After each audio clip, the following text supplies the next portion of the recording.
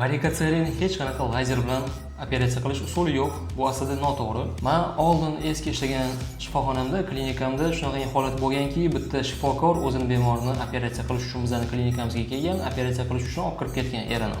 Xotini mendan so'radi, operatsiya qanaqa o'tadi o'zi? Men unga varikotseliya ektomiya operatsiyasini marmar usulini mohiyatini tushuntirib berdim. U menga savol berdi, lazerchi? Lazer? Qanaqa lazer? Lazerda operatsiya qilinmaydi. Lazer usuli yo'q bunaqa varikotseliyaning operatsiya qiladiganini tushuntirib bersam, keyin ketdi u boyagi doktor bilan janjallashib, bizga lazer degandingiz-ku, nimaga bunaqa desa, doktor nima deganini bilasizmi? Sizga kim aytdi bu gapni? Kimligini so'ramaysizmi? Kimsan deb so'ramaysizmi o'zidan deb hamma aytib menga to'nkab qo'ydi.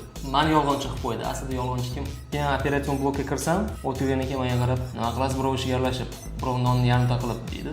Aslida unaqa emas. Odamlar masalan shunaqangi noto'g'ri informatsiya beriladi. Noto'g'ri reklamami bu bilmadim. Qanaqa usulda lazerda qilasizmi dedi. Har so'zga lazerda ishlatasizmi? Lazerda qilasizmi degan savol berishadi. Lazer unaqa emas.